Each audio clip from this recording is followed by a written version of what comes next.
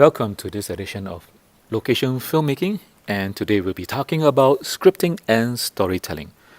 Now, it is important for you to understand the basic concept of scripting your story so that you can actually shoot for film.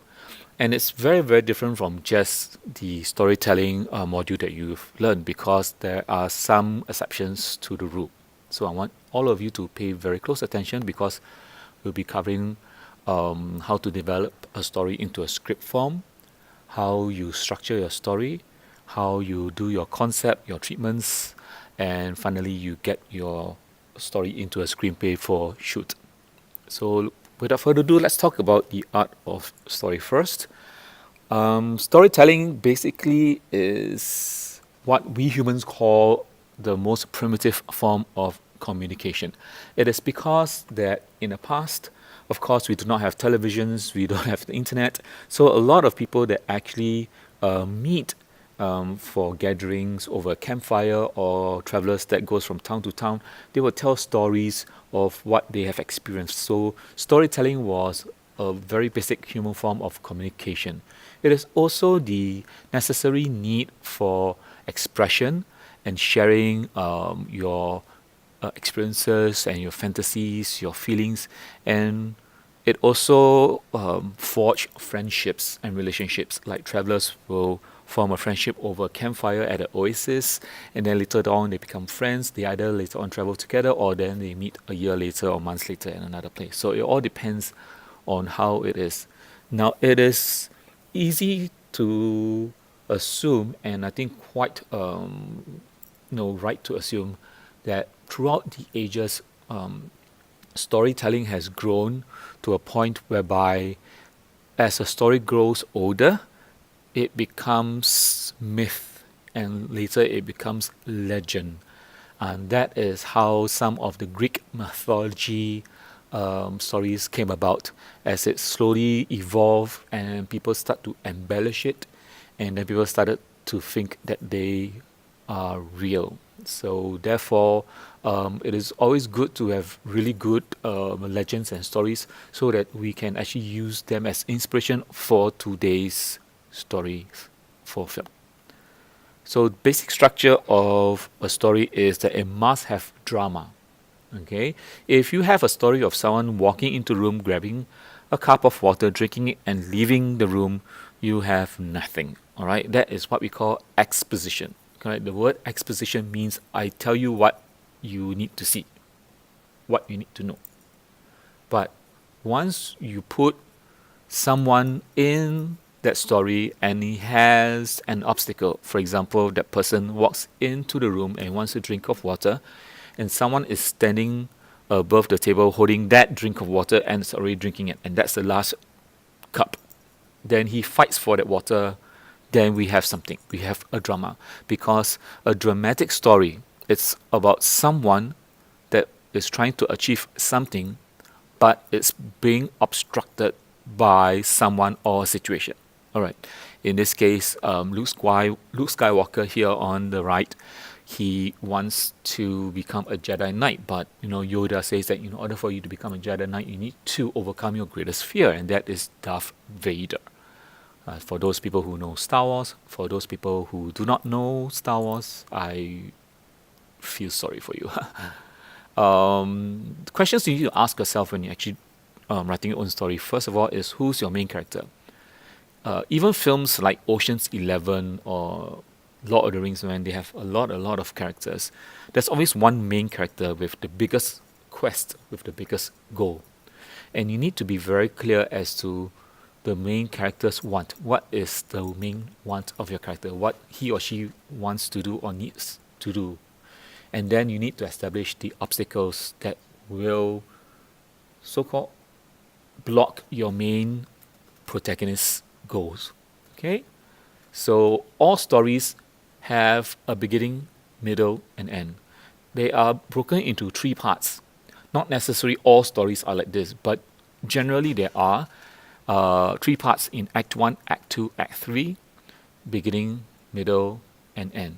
So Act 1, it is what we call the setup, and that's where all your characters must be there.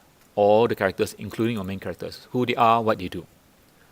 Then in the middle, Act 2, it's the confrontation. Okay? And something happens to your main character right over here. That's called an inciting incident. That is when something happens to your main character. For example, your main character could be walking in the street, talking on the phone, and then someone comes in and grab the phone and runs off. So that grabbing of the phone and running off will spur your main character to chase after that person.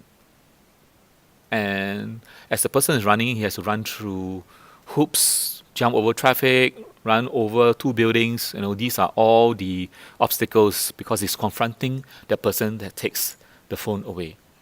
And then later on, we have the climax whereby maybe the person defeats that guy in a fight to retain his phone. And then in Act 3, that's the resolution. That's the end. We need to know what happens to the guy. And maybe at this point in time, he takes the phone and then his phone is spoiled or something like that. So it's up to you. So there are a few basic stuff. Beginning, middle, and end. And the bridge between Act 1 and Act 2, it's the inciting incident. The bridge between Act 2 and Act 3, that's the climax. There's one more incident here, which is the midpoint, whereby your character faces another big obstacle. I will not go through with it here. We will talk about it in class a bit more. But for some simple reason, let me show you this short film called Octopody. It has a very basic 3-act structure. See whether you can see the 3-act structure, okay?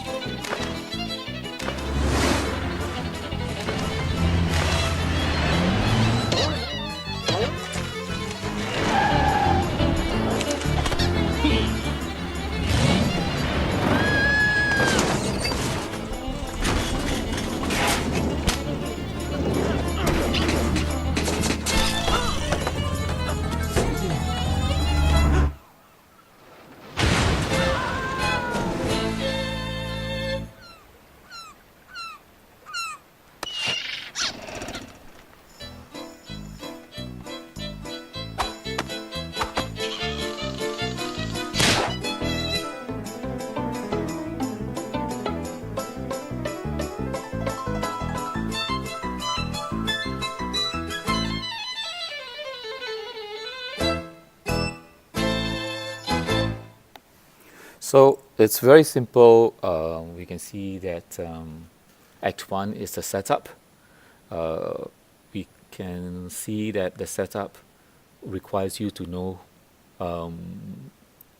what's the film about, where's it taking place, what's going to happen, and what's the genre.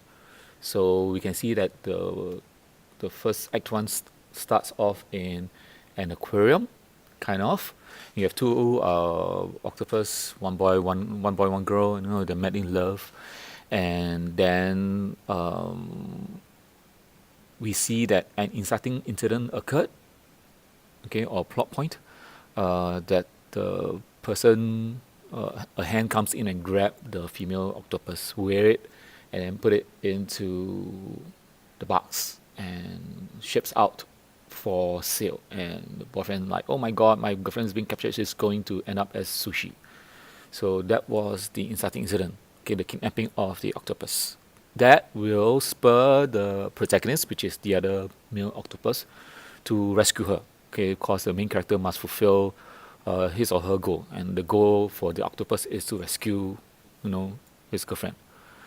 And the main character has to overcome all the obstacles because obstacles right now he's on land, he's no longer in water, so he's got to run very fast, grab onto the transport, got to overcome the wiper, overcome the guy that's trying to get rid of him, a lot of stuff, even though there's a crash. Okay, so when the vehicle crashed and both octopus were flung out, that's the midpoint, because a midpoint is the middle of the act two, whereby your main protagonist overcomes another obstacle he or she do not know whether to overcome or may not be able to overcome it. And now two of them are flung out in the middle of the road. There's no water. It's very dangerous for them. And the guy wants to get them both now. So it's a huge danger. Also, in the midpoint is also the point whereby your main character faces this point of no return. Right now, they're outside. What to do? They cannot get back to the aquarium, so they might as well make a break for it. Okay, it's the point of no return. They cannot go back to where they come from. So they make a run for it, and at the end of Act 2, it comes with a climax because the guy managed to grab them in midair, and unfortunately, the truck goes over the precipice and into the ocean. But the two octopus they were smart. They grabbed onto a clothing pole and they survived. Okay, so we go to Act 3, and all else ends well. They rescue themselves. They survived. But then there's a twist in Act 3 whereby a bird comes and grabs the male octopus, and now it's the turn of the female octopus to go and rescue the guy. So not all stories have this twist, but this particular story has this particular twist. So that's quite refreshing to see. So let's look at the scripting stages, the stages that you need to go through. First of all, you need to understand what's a script. Okay, it's basically a story that is written for filming. Okay, it's written for the screen, and it's told in character, action, and dialogue. That means what your character do and say. You cannot write what your character think or smell. Those are very internal thoughts. You cannot write it on the script because there's no way we can shoot that. You have to only shoot what we can see, what the words you can tell your actor to do. And all your script are constantly changing. So you try your very best not to be so attached to your story that you created. It can change 180 degrees and totally become very, very new, up to a point where you may not even recognize your original story. All right, it's always a work in progress. So normally we start off with a concept that is the basic. All right, it's a written account of your idea. Normally this is the time that you and your group mates start to write very, very simple word descriptions, a sentence, a paragraph. Then you might go to a treatment. A treatment is just a half-page description or one-page description of your whole story from beginning to end. And that leaves nothing changed. You need to even tell if there's a twist in the story. Everything from beginning to end, you must write it like an essay. All right, you write it like an essay first. It's treatment, a very short, concise treatment of your whole film. Some professional people like to do outlines whereby they want to go beyond that, whereby okay, this particular paragraph would be 20 pages. This middle part whereby we have the conflict might be 80 pages. They might want to do the scenes. That is fine, but I would not normally recommend you to do an outline for your scenes because it's a waste of time for you right now. What's most important is that some people might want to do a shooting script. You can do this only after you finish your script. So once you finish your script, you can break it down into a shooting script whereby on one side is the shot, and the other side is the description of what you're shooting, and then you can have your camera angles and you can have your audios. So you can really, really plan how you want to attack your shooting on that very day itself. Your whole script will be in these three little parts. You will have scenes inside your script because a scene is a unified action that's occurring in a single space and time. For example, Tom walks into the room and sees Jane. Jane tells Tom to get out. Tom leaves the room. So that particular scene is in one room. So it's one scene. So if Tom goes to another room and Jane chases Tom to the living room, from the bedroom to the living room, that's scene two. That's another scene. It's not the same scene anymore. Okay? And then in your script, you may have a sequence that has many, many scenes, but it's based on the same idea or an incident or event. What it means is that if Tom enters the bedroom and sees Jane, Jane shouts at Tom to get out. Tom goes to the living room. Jane follows to the living room and quarrels with Tom. Tom is hesitant, but Jane says, get out, we are no longer boyfriend girlfriend anymore. Then Tom leaves the living room and goes out to the corridor. And Jane follows Tom and throws Tom's stuff at the corridor. So there are three scenes. Okay, from bedroom to living room to corridor. So when Tom eventually leaves and then Jane is crying at the corridor, you have three scenes, but it's a sequence because the scene at the room, the scene at the living room, the scene at the corridor, these three scenes are built around the idea of breaking up. Okay, so that's a sequence. All right, so all these things will combine to make a screenplay. Okay, and the screenplay consists of all the scenes and sequences that you really need to make your film. And it looks like this. You have a 1 inch left and right margin, so that the space for your eyes to look in the center. You have slug lines. Basically, the slug line tells your location and time. You have the word EXT, that's called external. INT is called internal, and then it's followed by a location. Where are you? So in this case, it's external Siloso Beach, and the time, daytime. All this slug line must be in capital letters. Okay, and then we describe the action. Who goes where? Who comes in? Who leaves? All right, and it's one entire line. And then we have the characters. If we see the characters for the first time only, all characters must be in capital letters. Then when we see them the second time, they can be upper and lower caps. But most importantly, when you introduce a character for the first line, when they are in capital letters, you must also include the age of the characters in a bracket. For example, Tom, bracket, 16, close bracket, walks into the room. So we know that Tom is 16 years old. So when you go to audition for the character of Tom, you know you're looking for a 16-year-old guy. He sees Jane, 16.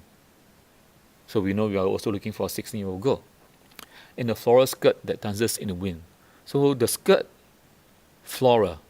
So we know that in that scene, we want her to dress in a skirt that has flowers and it's good enough to dance in the wind, because now I know what kind of shot I want to put her in. The first time Tom sees her, maybe in a room, the window is open, the sunlight is coming in. You can describe all these things. She walks towards Tom and smiles. So roughly in our mind, we know how the scene is going to look like. But you cannot put Tom walks in room. He sees Jane and he thinks of her when they were both young in kindergarten school. You cannot write that. I repeat it again. You cannot write what the character thinks. You cannot write what the character feels. And you cannot write what the character smells. You only write what the character do and what we see on screen. Okay? That's very, very important. I cannot reiterate how important this is. Then later on in the center, we have the character dialogue. Like for example, Mei Ling here, and she will start to say her dialogue right in the center. Okay, there's a 2-inch margin here and there. Now, do not worry about the margins, because there will be a software that can help you to actually do this properly. Later on, I'll let you know what software they are. So steps writing. Remember, idea first. Write a treatment. You can write an outline, all in bullet points. You write a first draft, and then you proceed to rewrites. Never be too attached to your stories, because you may be rewriting your story for a very, very long time until it's really, really good to shoot. One again, write what can be shown. Do not write internal conflict feelings. Find a way to externalize the feelings. Don't write Tom is angry with himself. He sits down at the sofa. No. Write Tom takes a glass and smashes against the wall. So visually we can see he's angry. Don't write real life. Don't write things you can see in real life. What I mean by that is that when you're shooting a film, try to write something that real life don't often happen all the time. Because people want to go and see a film that is not the same as outside. They can open the window and see outside. Don't write a film whereby a father brings a kid down to a playground and play, and then they're happy, then they go back home and eat dinner. Who wants to see that? So write a film. The father brings the girl down and play in the playground. He takes his phone, he starts playing Pokemon Go. He turns around, his daughter is gone. Then he panics, try to find the daughter, and then the daughter is kidnapped. He gets a text from his phone, say that prepare $20,000, that kind of stuff. Now that's exciting. I want to see that. Okay? Everything in the script must be there for a reason. What I mean by that? If the guy comes in, or just now the example where the guy goes down to the playground and he starts his phone, he's holding the phone, that's for a reason. Okay? And he starts to play a game on the phone. So you're using that phone as a prop, and that's a reason, because he's distracted and his daughter is kidnapped. So don't go and get your character to do something in the film that doesn't pay off later on, that is not used later on, that there is no reason for that. Then you're just wasting time to shoot that particular scene. Okay? Normally your story is about your main character, and your main character is the one that leads the story. He or she is the one that brings the audience to the whole story. And it's always a dynamic process. Don't stop at first draft. And don't write what your character feel, think. No. Write what we can see on screen. I already mentioned that before. So this is the software that you should be pulling down to actually help you write your script. Final Draft, it's a professional Hollywood software. And Celtx, these two are very, very good to help you write your screenplay. As homework reading, I want you to go to these two websites, Joe Blow Movie Scripts and Scriptorama. These websites have scripts of feature films from Hollywood, whereby you can actually download and look at how the scriptwriters write and describe things in the screenplay world. Okay, so it's important for you to do that. And most important is don't tell me. Okay? Don't tell me what is in the film world. Show me. Okay? Show me everything. Don't tell me. Okay? So that's the end of these lessons of script writing and storytelling. So I hope that you get an idea. We will continue exercises in class to help you become a better storyteller.